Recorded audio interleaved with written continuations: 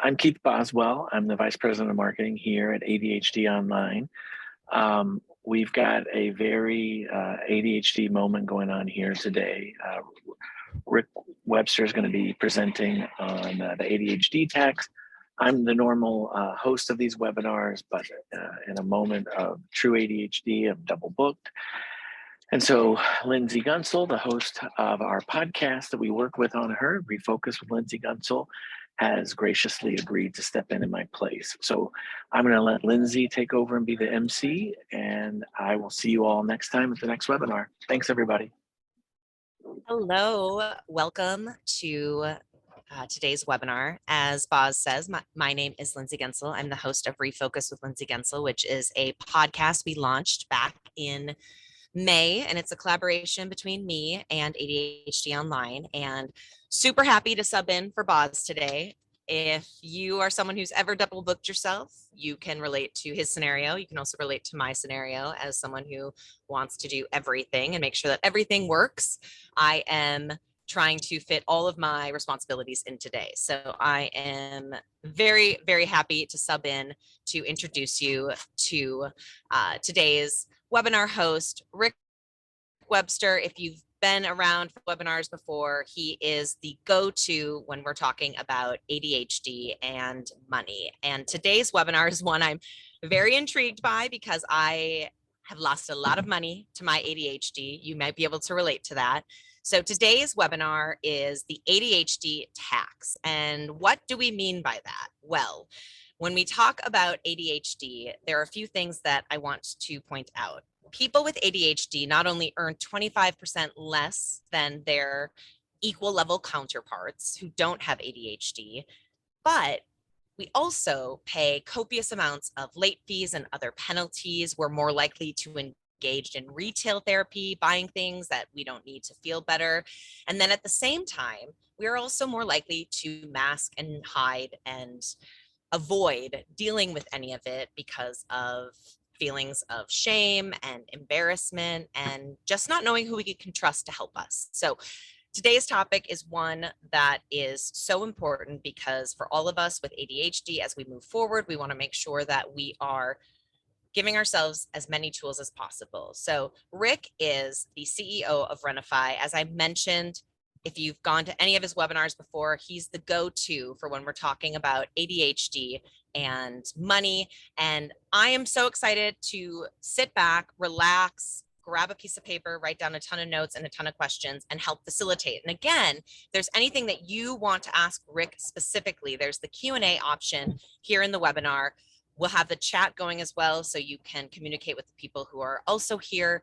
But for the most part, we're going to let Rick talk. We will throw some questions at him, and we will all leave this here at 4 o'clock Eastern, 3 o'clock Central, and we'll know a little bit more about how to break some of those bad habits we have. So Rick, I'm going to pass it along to you.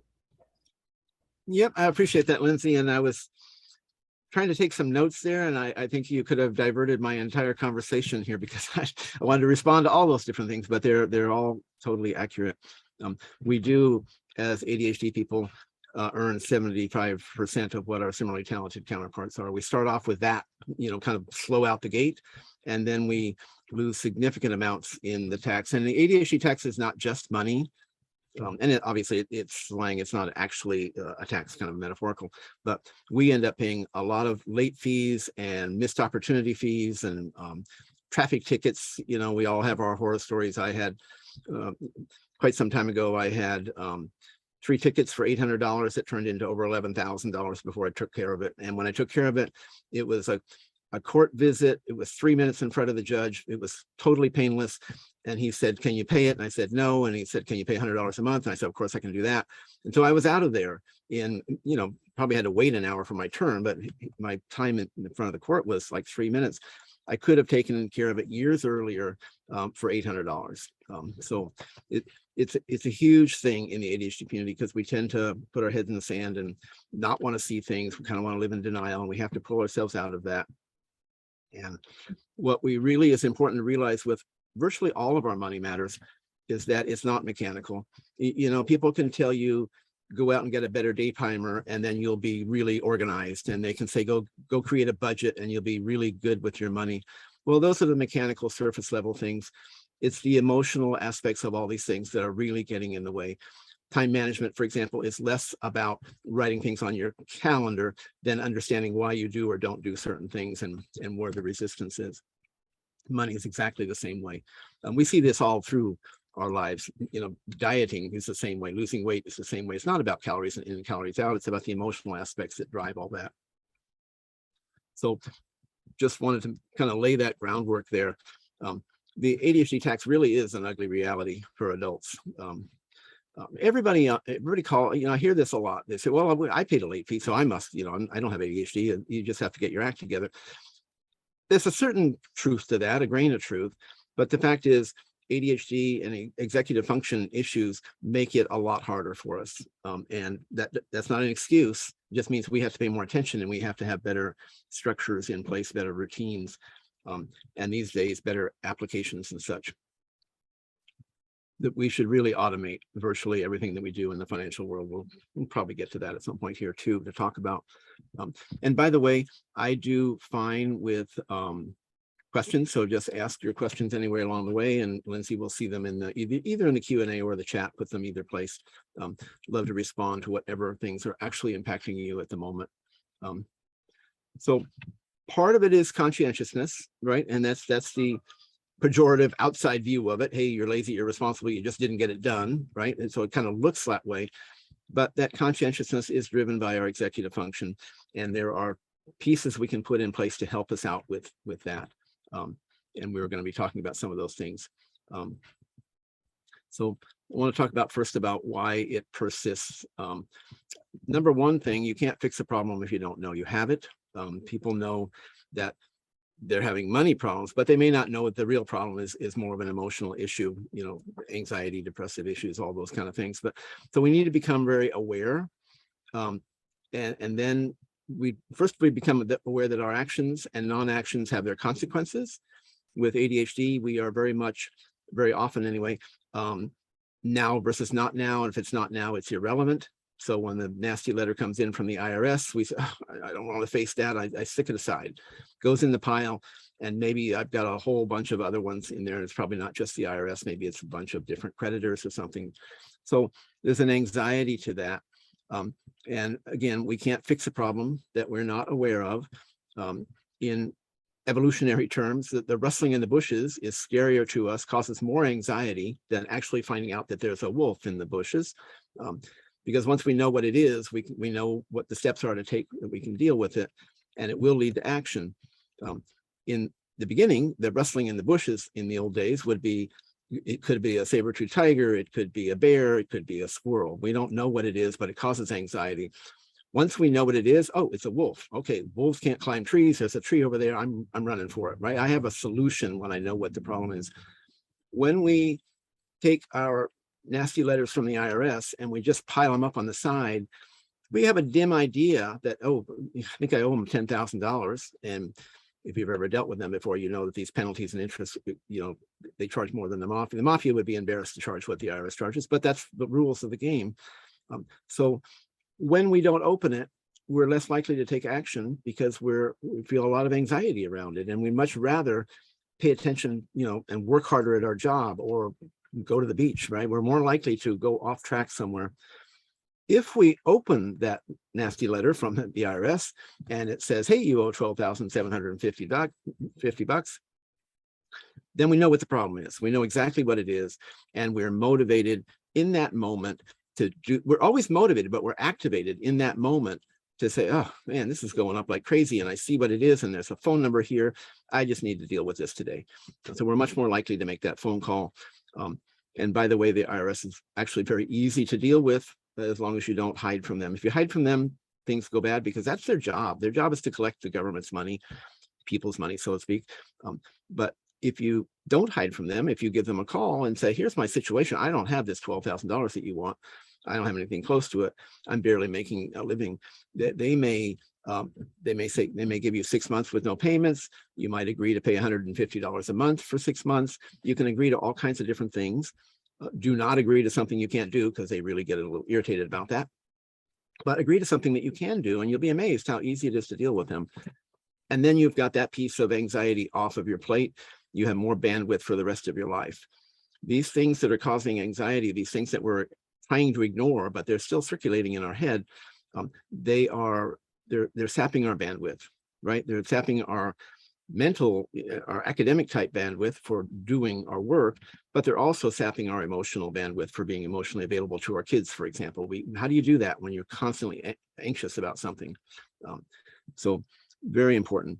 Open the mail, basically. And a little tip about the mail. One of my coaching clients came to me and she had some mail, and I didn't really know what she meant. And it turns out she had bags and bags of mail. I mean, literally bags of mail. So the triage for that, because that would take weeks on end just to open it. So I said, just go grab all the letters that came from this one particular creditor. Just go grab them all. Look at the postmarks. Open the most recent one. The most recent letter from a creditor is going to have the most recent demand that they have, and chances are pretty good you don't need to ever open the one that's 6 months old, as long as you have the newest one and you know where you stand. So that might be a solution. Another solution, since it's very common in the ADHD community of not opening mail, is we need to change our habits. An easy thing to do, relatively speaking, is to simply say, you know what, from now on, I'm going to open everything that comes in. I know I've got piles of mail there and it's aging, but the fact is, anybody who's really after me, wants to get a hold of me for money or whatever, they're going to send me more mail. You don't need to open the IRS letter from 2 years ago because the one that came in last night has more. I'm not saying you never have to open it, but typically all the updated things are in the most recent letter. So open the new stuff. And then don't worry so much about the old stuff. I wouldn't shred it until you're sure it can go, but definitely open the newest mail. It's a much lower bar than being able to go through, several bags of mail. Part of this ADHD tax, first of all, we talked about lack of awareness. We need to realize that our actions and non-actions lead to consequences. And this ADHD tax, by the way, is seldom calculated as a line item in your budget projections. I don't know anybody that's ever come to me, and when we're talking about budgeting, which we do, that says, hey, and I've got a line item here for $380 a month on late fees because that's what I paid last year on average. Nobody does that. So it's a frictional loss that we're not even accounting for, and if we're not accounting for it, we're probably not aware of it as much. Another piece, and I think this is a less often the problem, but sometimes we truly do forget, right? We are attention-based psychologically. What the shiniest penny wins, the strongest stimulus wins. And so new things come up, and old things like that mail that you got that says you had to pay a certain bill, they quickly get pushed off to the side.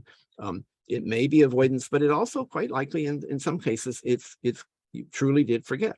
So that definitely happens too. If you've got 6 months worth of unopened mail, that is not forgetfulness, and we need to attack the correct problem. But if it just happened to get set aside because your daughter had a baby and a lot of things happened, and yeah, it's reasonable that you might truly forget. Again, these things get worse with time. So once you figure out that you forgot something because someone's now getting noisier about contacting you, you just kind of have to step up and take care of it. We have a lot of people that, RenaFI, we talk to a lot of people who come to us because they're in some kind of financial pain. That's kind of what we do.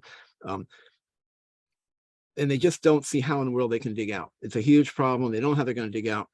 First of all, I can tell you tomorrow's going to come whether you think you can dig out or not. Tomorrow is going to come. So the more active we are about taking care of things, the better. And the quicker we correct things, the better. Even if it's a bill that you say, this is just absolutely impossible. I've got this medical bill for $55,000. I only have $400 in the bank. I don't know how in the world I could ever take care of this. It is better to start taking care of it by calling up the collection agency or whoever it is. They're not going to take any more severe action because you called them. They might not give you a break, but the chances are pretty good they actually will. Collection agents, just like any other company, and that's where these bills go to, they get sold off to collection agencies. They're frequently mom and pop type organizations that bought several $1 million worth of some bank's debt as a tranche, and now they're busily collecting it, and they want to work through it as quick as possible. They may very well make a deal with you. So yeah, it looks like you owe $50,000. clearly we see that you don't have it and you can't get blood out of a turnip. Can you do $200 a month? Or if you want to refinance your house or something, maybe we'll turn the 50 into 27,000 and give you a significant discount in return for the cash. They're just there for one reason, and that's to collect their money. They're not there to make your life miserable, although they certainly can. All they're trying to do is collect your money, and they have different ways of attempting to do that. And these days they're actually pretty polite about it, partly because the laws have changed, but also because they've realized that you get more with honey than whatever the other thing is, vinegar. So then the next thing I see on my list that happens with a lot of people, and Lindsay, let me know if there's any questions, but is ignoring. Ignoring is different than forgetting, right? It's different, and it's also sometimes different than avoiding. It's a nuanced difference. But for example, you may get your post office box where you get all your mail. It may get closed for a while because you've ignored that bill that showed up in there, and you just, you didn't exactly forget it, but you were putting it off because you didn't have the funds very easily available right then, and you just didn't want to do it. So we ignore things. And what a lot of these behaviors, the more we practice them, the more they kind of take over in our lives. So we want to get out of those habits of ignoring things and forgetting. Forgetfulness it's usually a system error, right? Even if your daughter did have a baby, if you had the system correct, that bill would have sat on your desk and you would have seen it the next time you showed up. So it's a system error as well. And we do talk about, a lot of people think that goals are the most important things we can have. And I do agree, we have to have a vision for where we want to go, but goals don't get us where we want to go. I think it's the secret that says, if you just dream about something and think about it enough, it will manifest itself just because of that. Obviously, I'm oversimplifying their concept, but it's not, that won't happen, right? What makes your goals get realized is a system and effort and consistency of purpose pushed toward that goal over a period of time. So it's great to have goals, but goals alone are really just kind of dreams unless we have a system to get us there. Another piece of this puzzle is procrastination. And procrastination is a really big topic. Another one of those things that we talk a lot about at RenaFI, because people think that procrastination, the outside view of it, is laziness, irresponsibility, et cetera, et cetera, et cetera. And by the time we're in 6th grade, practically, we have heard so many of these kind of pejorative labels about being lazy that we incorporate them. And pretty soon, no one has to call us lazy. We call ourselves lazy. Well, lazy is a really meaningless term. At best, it's a secondary kind of thing that happens. Procrastination is typically about mood repair. If I have something in front of me that I really don't feel like doing, like paying a bill or writing a blog, whatever, there's something about it that's causing me to feel anxious, I am very likely to want to repair that mood. I'm not comfortable with anxiety, but I could repair it in 2 ways. I could suffer through it and get the blog written, or I can say, you know what, I'll do the blog tomorrow. And since I'm thinking about doing it tomorrow, I don't have any anxiety around it because it's tomorrow. I don't have that emotion. All I have is the knowledge that I can write it. And I know that I can write it. That's not a problem. So I separate it from its emotionality and say, I'll do it tomorrow. I'll do it later.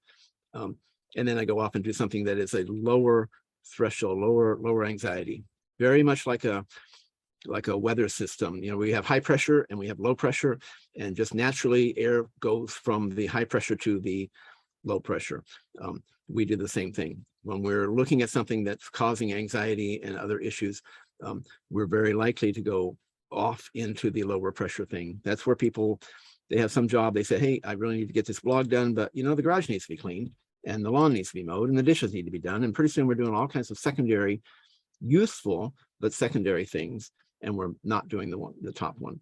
So that's not procrastinating. It is, but that's not because we're lazy. That's because we're repairing the mood. And that's another piece of this awareness. I might be hungry right now, but I've got this webinar to do, right? And I have learned, most of us have learned, that I can sit with being hungry for a while. It's okay. I don't have to go satisfy that need right away. I'm not starving. I'm not malnourished. So I can sit here and be hungry and do the job I need to do and go satisfy that need later, right? And the same thing happens in procrastination. We need to start to realize, you know what, I can open this IRS letter, I can work my way through it, and I can make the phone call or send an email or whatever it is to take one step in that right direction. I can do that for 15 minutes. I can sit with that anxiety just for that period of time. But we can't get to that point until we're aware that it is actually anxiety. We're not just being lazy and procrastinating. I didn't just set the IRS letter aside at random, right? I didn't set, I don't know who gets snail mail anymore, but I didn't set the letter from my daughter aside. You know, I want to open that, right? So it's not random, the things that we put aside. And there are reasons for it, which are emotional reasons underlying all of this. And another little piece here, the earlier in the pattern we interrupt a behavior, the easier it is to interrupt that behavior. If you wait until you're right there in the moment, that's the highest, steepest hill to climb. But if you can identify the precursors to any behavior that we do, identifying, for example, if you overeat, identifying what happened before that. I just came home and ate the entire chocolate cake in the refrigerator. What happened there? I was so good on my diet, and all of a sudden something went wrong. Well, if we look back, and we might say, you know, I was feeling really frustrated and angry, and I look back a little further and say, you know, I had a fight with my boss today, and I just think the guy is just totally off in left field, and I worked so hard for him. So that might have started a whole cascade of events. And if you had recognized that was starting a cascade, then you could actually say, yeah, I'm pretty peeved. I'm going to go talk to my significant other. I'm going to talk to a friend. I'm going to go to the gym and relax. I'm going to do something to interrupt this cascade of emotions, rather than have it end up with me eating the entire chocolate cake in the refrigerator. Money is the same way. It's identically the same way. Another way to look at it, because this is really an important point. If an airline pilot was flying from San Francisco to Hawaii, they make, both automated and human, they make corrections all the way along, and when they get to Hawaii, they're spot on. There's no problem. If they didn't make those corrections all the way along, such as opening the mail and paying some bills and making deals with people, if they didn't do that, by the time they get to Hawaii, they might be 500 miles north of the islands and might not even have enough fuel to get where they're going, right? That would be the equivalent of someone retiring without any money, right? If we start thinking about retirement, for example, at 18 or 25 or 35 or even 45, we're going to have a softer landing at 70. But if we start thinking about our retirement at 67, it's a huge correction that has to be made, and it might not be doable between 67 and 70 years old. So, Rick, I'm going to hop in here. I've got a question in the question and answer. And by the way, just to make sure you know, you can leave a question in the question and answer spot at the bottom of the webinar or in the chat. Or if there's things that you hear Rick say that you connect with, share that in the chat as well. I'm writing down all of these notes of things that I am going to go back to as we continue this webinar, but I wanted to bring this up. So here is the question. It says, since the pandemic, my husband has been and will continue to be working from home. I have found myself avoiding working, and it's impacting my income. I started this business in 2007, so I know what to do to grow my business, but I can't get myself to do it. There are children who are home, and essentially this person can't seem to put on their business hat when there's others around who need them. And I'm going to go traditional and just assume that you are a woman, which means you're the mother of the household. So that probably plays a role in the fact that your kids are around and your husband around and people need you. They want to know if you have any tips that would help them figure out how to push past this. And then once you're done answering, I have a follow-up on that I've gotten written down. So I'll let you move there. I have a zillion tips on that. I am actually a business coach. So yes, the number one thing that pops out at me is boundaries, right? So you're working at home. We want to have and it's not always possible. I have a client who lives in Manhattan, and they're multimillionaires, and they live in like 450 square feet. So, and they have a kid. So boundaries are tough.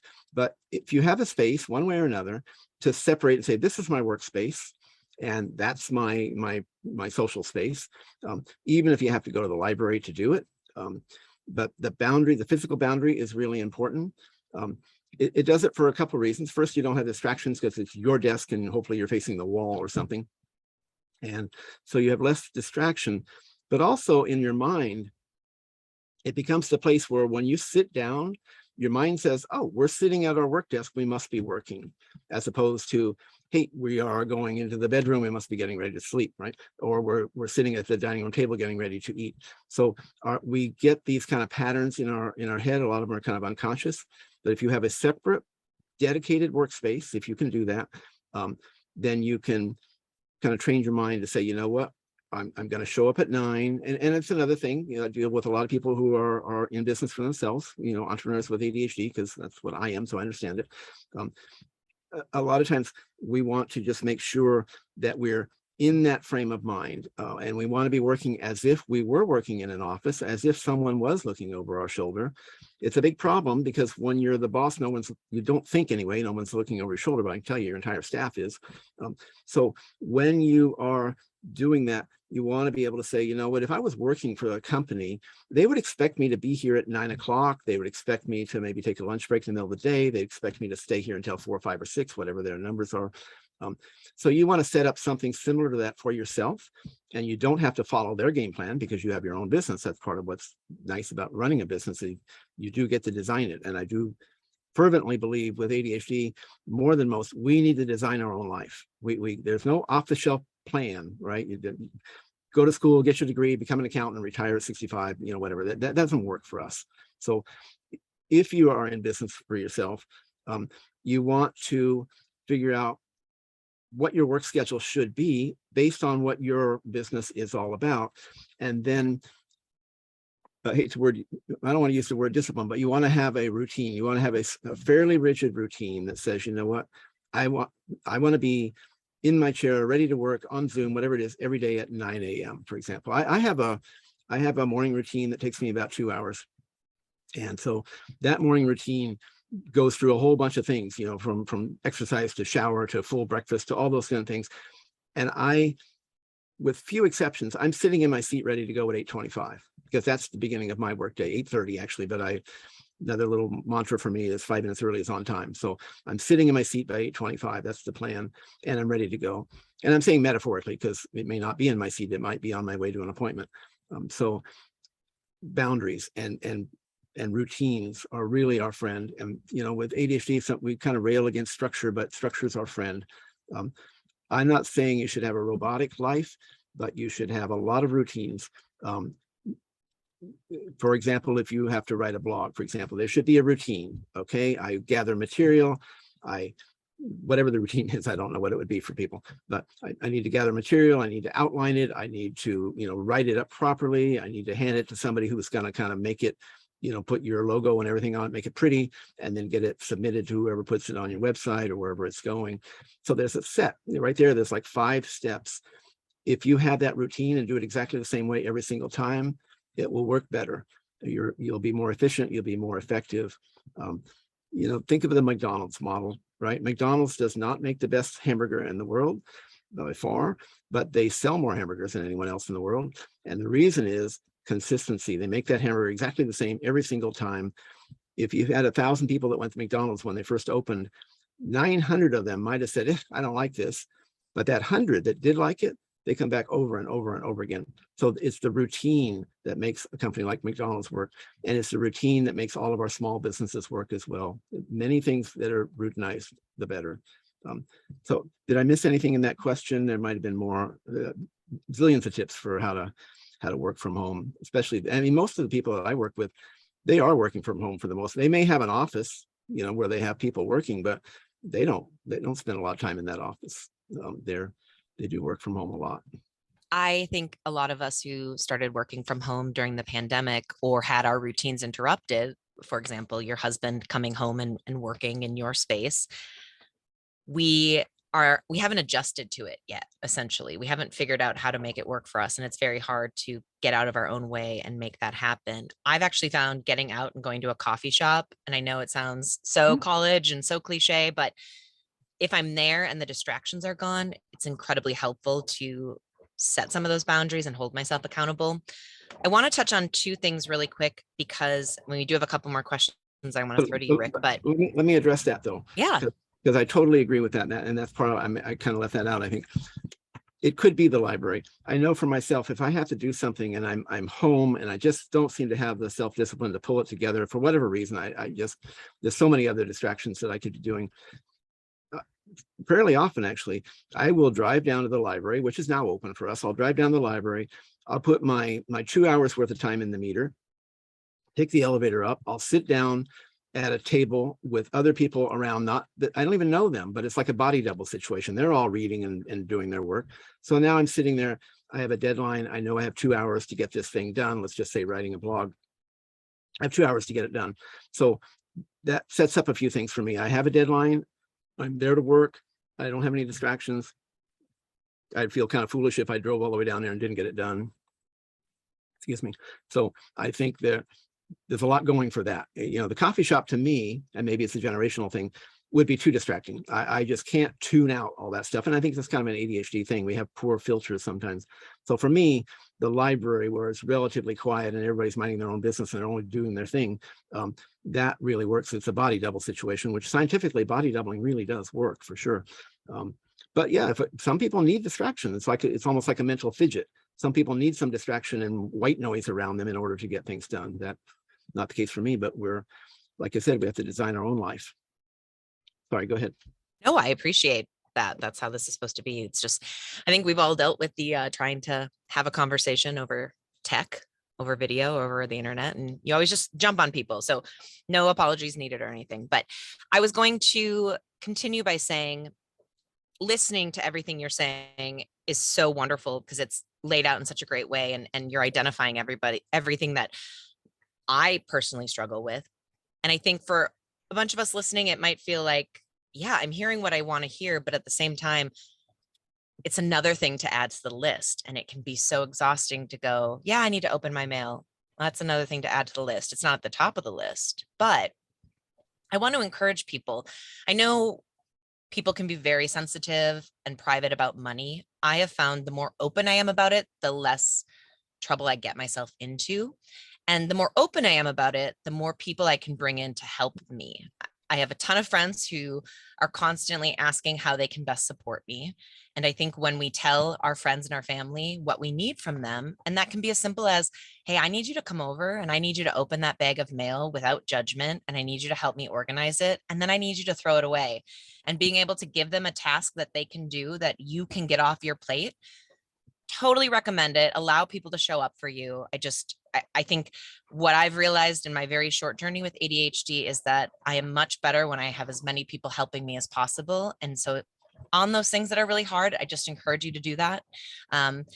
Another question that I actually am experiencing similar situations with is car and home. So this is a question that came in. One of the financial issues I've come with taking care of my house and the car is that I tend to forget to do maintenance work because of my ADHD. And then it comes back to me in the form of costly repairs. So what are some of ticks? We don't want ticks. What are some tips and tricks to improve on this, maybe some workarounds or even programs that people could enroll in? Yeah, we really talk a lot about that in RenaFI because it's an emotional issue. It is possible that the problem is forgetting. And if the problem is forgetting, then the solution is our systems, right? Put it on your calendar. Hey, I got my oil changed. I drive about 1,000 miles a month. So I need to put it on my calendar. So it will pop up and give me a reminder in 90 days, at least to think about, say, is it time to change the oil? And if not, I can move the appointment forward. And if it is, then I just take care of it. So that cures the forgetting part. The forgetting part is usually not the case. It certainly can be on some of these things like changing the oil, I suppose, although your car should notify you too. But a lot of them, we have to identify why we're not doing it. Like we talked about in the beginning, there's an emotional content to a lot of these things.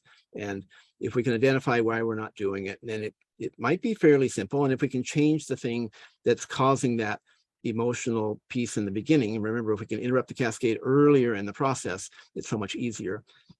So there might be a variety of different things that are causing that quote unquote forgetfulness. It might be, I don't know, anxiety. Maybe the mechanic's gonna try to charge me an extra $1,000 for work that I don't need. Maybe people have had bad experiences with a mechanic. I don't know. But if it's not forgetting, then there's an emotional reason that's making it harder to go do that. right? We are not lazy. We have to get over that. We've internalized that, and it means nothing. If we're not doing something, there is a legitimate reason behind why we're not doing it. And it could be forgetting. It just isn't usually. Forgetting is a thing that, you know, we may miss a deadline or something like that because we forgot. You know, maybe they didn't change the oil at 3,000. Maybe we changed it at 5,000 or whatever it is. But that usually more of a temporary thing. The emotional things are, those are the things where we try over and over and over again to fix, and they just don't fix. You know, sometimes we have these lifelong issues. I say, you know, I was way behind on my taxes, and then I hired somebody and they got it all caught up, and here I am behind on it again. And maybe that's happened 3 or 4 times over the course of my lifetime. That's not forgetfulness. That's not forgetfulness. There's a reason why I'm pushing that aside and not doing it. And I'm compromising my future severely. And that's another thing that we kind of teach is get in touch with your future self, because with ADHD, we're weak on that. We think if it's not now, it doesn't count, right? It's irrelevant, but it is relevant. So rather than, I don't know, buying that car that's going to cost a whole bunch of money, and you know, the guy said he'd sell it to you for 10% down, but then you'll have a $90,000 loan on it or something. Well, get in touch with your 3-year future self, 3 years from now. That, you know what, I don't think I want to be paying $1,200 a month on a aging status symbol that I still owe 80,000 on, and it's only worth 60 now. I can't even get out of the thing without writing a check. If my 3-year future self from 3 years from now says, well, that would feel really stupid, and I don't want to feel stupid, so I'm not buying the car today, right? So I can make a better decision in the moment. And that doesn't mean you can't buy the car. It just means think about what's going to happen in the future, what the consequences are going to be. I think that's a huge deal. And obviously, I just used the car example, but it could be all kinds of things. What are the consequences of not opening the mail? What are the consequences of not getting that certification so that when review time comes around, I can, you know, ask for a raise and have a good expectation of getting it? Or if I don't get it, I'll be qualified to quit and go work for somebody else. A lot of things are front loaded. And if we can just get in these habits and routines to do those things, our future becomes much better. I'm really a proponent of systems. We need to get these things out of our head into a system, and then rinse, wash, and repeat. Just do it over and over again. It doesn't mean you're making your life boring. It means you're making your life more effective and more efficient. You don't systemize. I was just talking to a coaching client today, and you know, he was giving me the argument that you want me to systemize everything. No, I don't. Yes, I do want you to systematize that you're going to take every Saturday off, right? I mean, because you've said that you want that, but you don't need to systematize what you're going to do. In fact, it'll be better because then you talk to your significant other and say, what are we going to do on our day off? But if you don't systematize the day off, that's boundary issue for self-employed people. Again, you're working 7 days a week and getting burned out. So I'm a little off track, but systems and routines are absolutely crucial to us. I think you have to get a little off track in a podcast that's about ADHD and taxes. I mean, that's just like, you're just asking for it. And I would like to share just like my own little hooray celebration. I just finished paying 3 years of payments on my car lease, and I made every single payment on time. I have never paid anything on time for that long of a time. I think the fear of having my car taken away probably played a massive role in it. But I also will say, when the loan was set up, you know, the lease and all of the details, not my area of expertise. I just know I pay this time every month and I get to keep the car and life is great. 2 things I wanted to point out is the people who own my loan, who I'm paying the lease to, have all of these amazing options for paying online. And once it's all set up, getting to pay is super easy. It's just pressing a button. I get all these notifications to my phone, which is something I'm glued to. And the tech side of it is really, really helpful in making sure that I'm doing what I need to do. On the other end of it, when I started the lease, I was given the option of adding my maintenance plan into my monthly payment. So not only am I paying for the car, I'm then paying for things like the oil change or the 15,000 mile checkup, all of those things. And why I like it is I'm not looking for that money when I'm needing it. It's just factored in. Yep. And I'm getting reminders from the dealership because they want the car to come back to them in a really great shape. So just 2 things I wanted to point out there. Rick, do you have any experience with people doing kind of that pay ahead program? Maybe not specifically that, but yes, I do have experience. And let me talk about marketing for a minute. Marketing is not designed to save you money.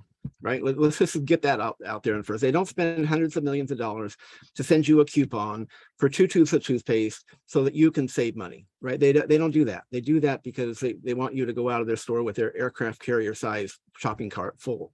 So, and they know the rules about small increments.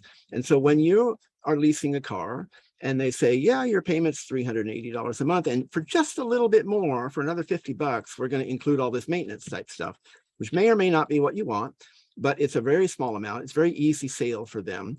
It's a little bit like when you buy a new car and you just spent 50,000, whatever it is, and they say, oh, we've got these floor mats with our logo on it and everything else, and they're only $250 more. You just spent whatever I just said, $50,000. It's only another $250. It'll change your payment by pennies. So they're looking for the smallest amount. They might even go back to say it's only going to cost you 3 cents a day, or less than a cup of coffee. We hear all that stuff.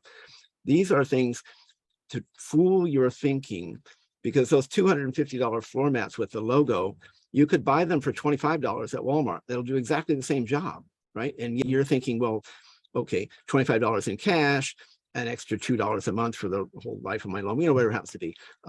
So they will, it's called upselling. You buy something that's fairly expensive, very easy for them to tack on a whole bunch of other stuff, right? Like maintenance things. And I'm not saying you shouldn't do it. I'm just saying compartmentalize and say, you know what, if I wasn't buying the car, if the car was already in my pocket, would I do this maintenance thing? Is that what I want? Now, one thing you said I do totally agree with is to simplify. So if it's all in one payment, that's worth something to you, for sure. And then the other thing I heard you say was automate. Nobody should be putting a stamp on a check anymore and sending it out. That's just that's a recipe for being late on things and bounce checks and all kinds of stuff. So automate everything. Every bill you have should be paid out of a credit card, almost as good as a debit card, but certainly not doing it yourself anymore. It should all be automated. And by the way, the key to credit card help, it is not easier to spend money on a credit card. That is a myth that persists. It's the same as cash. But the problem is, if you use the credit card and consider it your money, you go buy a $700 kayak, and then you get whatever you get from that, and then you pay $20 a month on it. You've got $700 worth of pleasure, $20 worth of pain. Of course, you're going to max your credit card out, because that was a pretty good deal, $700 worth of pleasure for $20. So if you don't consider it your money, you buy the thing for $700 on the card, go back and pay the card off back to zero, and you should keep your cards at zero at all times. I mean, they can go up, but you pay them before the billing cycle is over. Then you've got $700 for the pleasure, $700 for the pain. You have a balanced equation. You can make a good rational decision whether that was a good thing to do or not. I do want to talk about coupons for a minute. And then I see 3 questions here I'd like to get to, and I know we're going to run low on time. Coupons are not designed to save you money. When they send you a coupon for 2 tubes of toothpaste for the price of 1, and it happens to be the one that you like, right?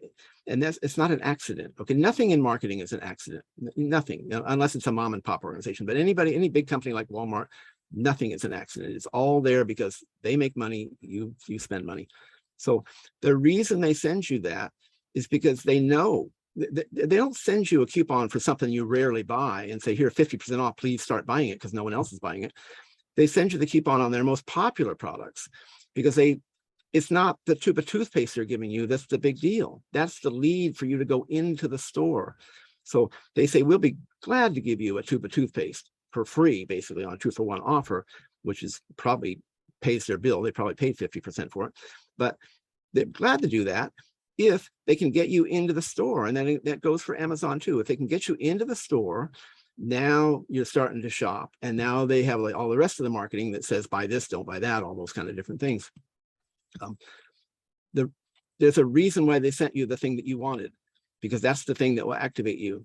And actual fact, you will save money. And this is not true in every absolute case. Okay, don't get me wrong, but 90% of people will be better off if they do not even look at the circulars, if they pay double for a tube of toothpaste once in a while, if they ignore all those marketing things, and they simply go to buy what they want to buy. If they go with a list and say, we need toothpaste today, we need, whatever it is, whatever they're shopping for, you go with a list. And then another huge thing for impulsive shopping is, I call it a predetermined decision matrix. I might and these are not my numbers, but I might go to the store and say, you know, if it's under $5, I'm just going to buy it. I might feel stupid for buying this $5 mug. I'll never use it again.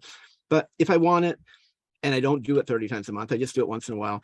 It's a rounding error in my life. It's $5. It's not worth my bandwidth to try and figure out whether that's the right thing or not. If it's between 5 and 95 or 5 and 100, let's say, then I'm going to say, yeah, it's a little bigger number. It's not going to tank me, but it's a little bigger number. I'm going to think about it, maybe talk to my significant other, maybe ask about the return policy and the warranty and whatever competing products there are. And I'm probably going to get it if I still want it after that little pause and that rational process. On the other hand, if it's over 100 and I know I have an impulsive shopping problem, I'm just, before I ever go in a store, I've decided if it's over 100, whatever it is, I'm not buying it, right? I will go home, I'll sleep on it, I'll talk to my significant other, I'll think about whether it's the right thing to do. Our minds, metaphorically, you've got an emotional mind the size of an elephant, and you've got a rational mind the size of a rider on top of that elephant. And Jonathan Haidt has this metaphor, you can Google him. So the elephant is 10,000 pounds. It's going to get what it wants, no matter what the 140-pound rider, the consciousness wants, right? The rational mind. So the emotional mind thinks in pictures, basically, lightning fast. That's why someone can say something to you and you get triggered, you get really angry before you even hardly hear their words, but you're angry because you know what's coming. So the rational mind doesn't think in pictures, it thinks in words, and it's much slower, like the difference between the speed of light, speed of sound. So that's why pausing before you buy something makes such a difference, because you pause, give your rational mind time to catch up, and then you can make a much better decision. And plus, if you go home, you get out of the marketing thing. And it's total nonsense when they tell you there's only 3 left. It's total nonsense. There's another boat coming from China with 100,000 more of whatever it is that you think that you're trying to buy. So it's just marketing, right? You see these things online where it says, hey, welcome here. You've got 15 minutes to buy, and before this special deal goes away. Well, you can come back here tomorrow and that same 15 minutes will be there, right? It's just marketing, and we have to pay attention and wake up to it. So kind of a soapbox there, but coupons, they actually cost you more money than they make. And I know, if someone's on a fixed income and they can't do anything to change that, and they're careful about it, yeah, you want to save money on some products for sure. But generally speaking, it's not worth your bandwidth, and it will cost you more. I want to look. Someone is asking what professions are great for those with ADHD. I have seen people in every profession. I would have thought an accountant would be the worst thing in the world, and yet I know a person who's an accountant is one of the best accountants out there. Incredibly detailed, very hyper focused on what he's doing. So I don't know. I know that police and fire and emergency workers, all these type people who maybe can't necessarily sustain over a long period of time, but they're incredible crisis managers. That can be really good for them. I know myself, I light up when something is happening in front of me. I light up. That's a nice thing about it. It's one of the secondary benefits. People with ADHD that have that kind of a mindset, they don't panic. I've kind of joked about it, but if I was in a 10-story building and something serious happened on the 7th floor, like a huge fire or something, I kind of want to be in a room full of ADHD people, because I know we're all going to calm down and solve that problem. We're all going to work that problem. But if I'm in a room with a lot of people who've never had a bad hair day, they're all going to be panicky, and I'm going to be in worse shape. So, and obviously I'm being a little bit facetious, but ADHD has a lot of positive sides to it that we have to take into account. So I can't give you an exact profession. I can tell you that 20 to 25% of the CEOs in this country, mostly small companies, have ADHD.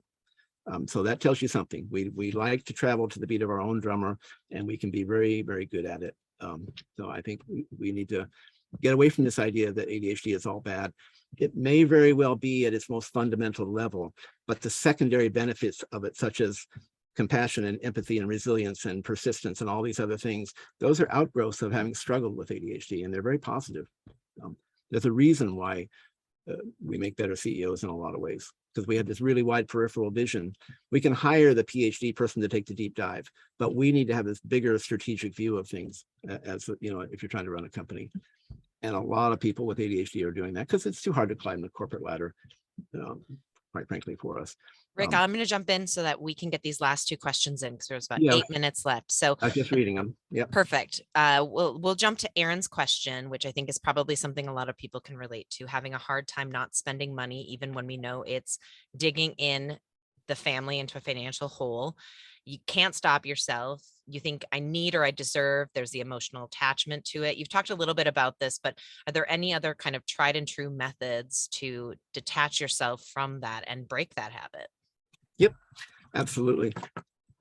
First, I'm going to blow by the credit card issue, because if you're putting it on a credit card as if that's your money, that is a huge problem that we just kind of talked about. The credit card is not your money, so make sure it stays at zero. The way to solve that problem, assuming it's not the credit card problem, is it's tried and true, it's pay yourself first. So you're employed, you have a $3,000 paycheck. Let's ignore taxes and all that for now. You have $3,000 paycheck, and you've figured out your budget, and you've got $500 cushion in there that you really don't need, but it'll probably get blown. You can simply tell your employer, whatever that, even if you're the employer, you can have that automatically deducted from your paycheck before you ever see it, and have it put into your securities account or your retirement account, whatever you want to call it. So you can take that money right off the top, and then you can live on what's left, and you will be able to live on what's left. A lot of people, they can't just save 10% because they're living on the edge. But as your income goes up, if you were to take 50% or 30% of every increase in money you get and pay it off the top into a retirement account, you'll be amazed at how much that grows. And I don't have time to get into this too much, but we need, over the course of our lifetimes, to wean ourselves off of being earned income based and become asset based. It's the only way. If you want to retire and not work, then you've got to find a way to get money without trading your time for money. So as you save, let's just say that $500 a month, it's going into a securities account of some sort. It will begin to pay you back, right? Let's just imagine 0.5% a month. So if you had $1,000, it's actually earning $5 a month for you. And over a course of a lifetime, that adds up to quite a bit of money, and hopefully adds up to enough to pay all your bills when you want to retire. And hopefully you don't have to cannibalize the assets to do it. Kind of a much deeper topic, but the number one thing I can think of for Aaron, if you're being paid by somebody, even if you're in business for yourself, is take that money you want to save right off the top. If you say you're going to save what's left, not much will happen. But if you pay it right off the top and never even see it, you'll actually in some ways make more money too, because you'll be motivated the next time the review process comes along. So, I'm really having a hard time living on this $3,000, and I'm really good. I got these certifications. I really think you ought to be paying me $4,000 a month. Otherwise, you got to give me a reason to stay, because I'm really good at what I do. And then you're motivated, right, to get a higher raise. So anyway, what I would do, I would take a significant portion of every raise I got and set it aside. Yeah. That's a great tip. I'm going to actually start doing that. I have to actually do it though. I'm going to add it to the to-do list and make sure that I follow up on that.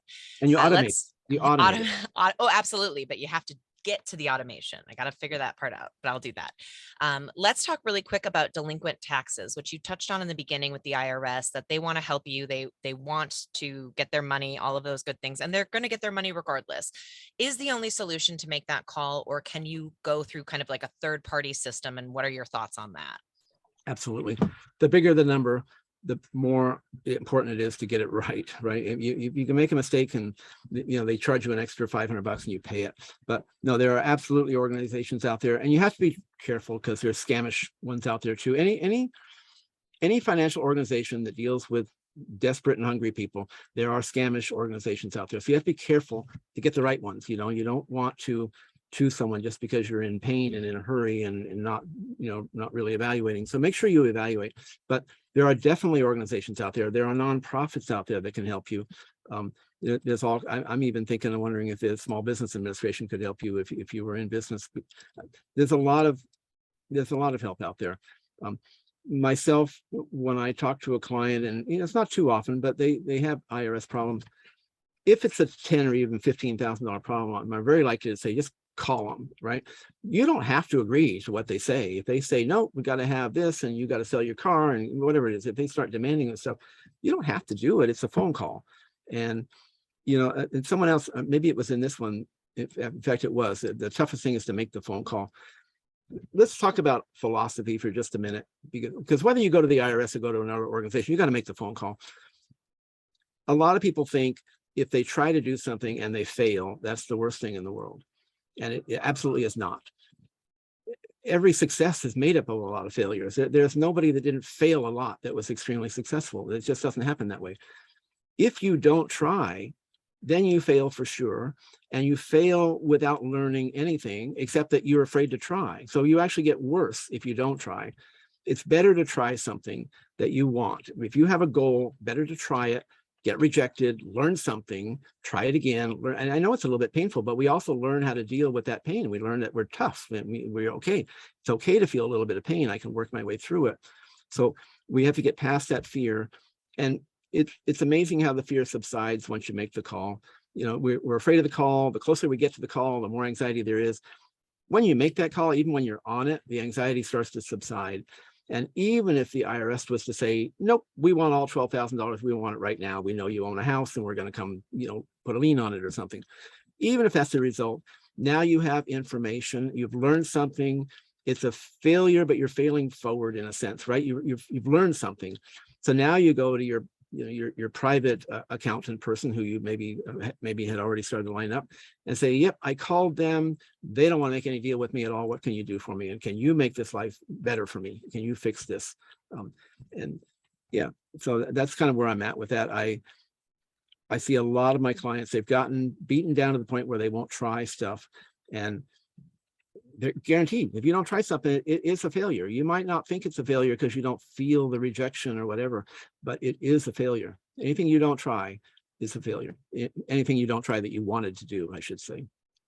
That's a great way to look at it. You're failing forward. I have on my list, I am going to, when I'm done here, go to the automation, set up the payment to pay myself first and take that money away, because you are spot on. If it's even there remotely for me to touch, I'm not saving it. Well, we wrap this up. First off, Rick, thank you so much for this incredible webinar. You talked and were able to touch on so many different things that I think all of us with ADHD can relate to in probably tons of different ways.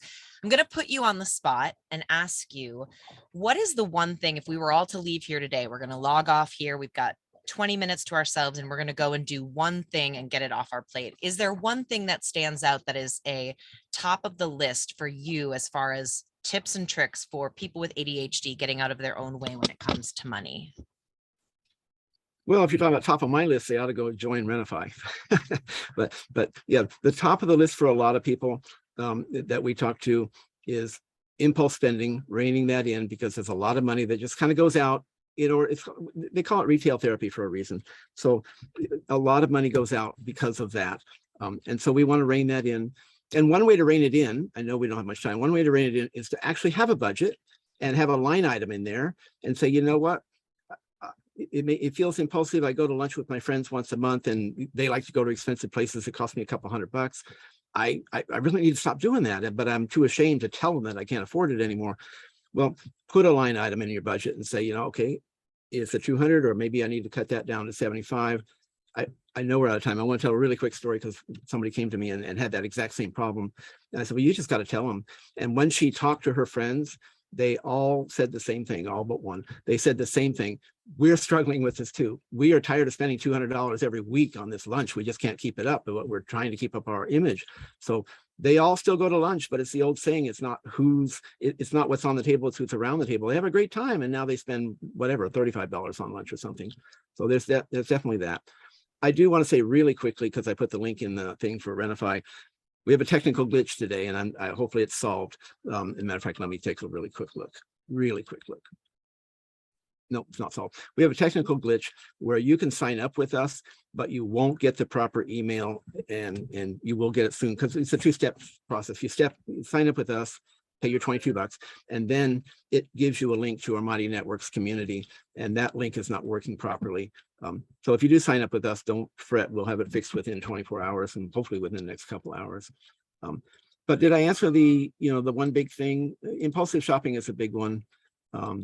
Quitting your job before there's another job available, that's a problem. You don't step off the dock until the boat's there. I see people doing that because we're highly emotional, which is good, but we got to have those emotions in check. And just because you get mad at your boss doesn't mean you should be quitting, right? We can all suffer through having a bad boss while we take the time to, put the effort into getting another job. And I would say more than anything, best be proactive.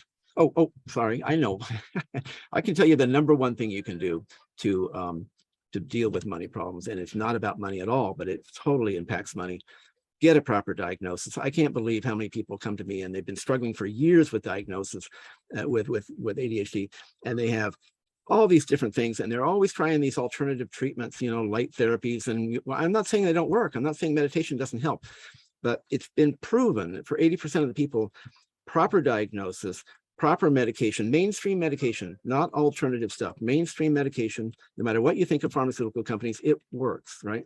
And behavioral modification and an ADHD-friendly living environment. If you do those things, your financial life will start to straighten out, because you will not be leaving the mail unopened, because there's a lot of these things that they're being impacted because we haven't been properly diagnosed and we're not aware of what the problems with ADHD are. It's absolutely crucial. So actually, if I was going to say one thing you can do for your financial future, is get properly diagnosed.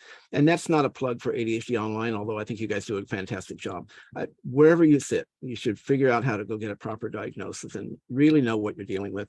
It's too important to guess. It's too important to say, hey, I read a book, Driven to Distraction, and I passed the test in the back for 50 questions. It's too important to let it go at that.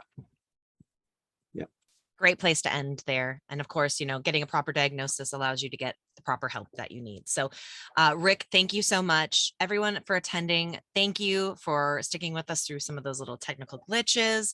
We can't wait for the next webinar. A ton of information from Rick on the website, www.adhdonline.com/webinars. You can go back and listen to all of the ones he's done for us before, and then this will be up shortly, so you can go back and listen to it again or share it with other people. And in the meantime, enjoy the rest of your Wednesday. Rick, thank you so much for joining us, and we'll see you guys again here soon for the next webinar on ADHD Online. It's been a pleasure. Thank you.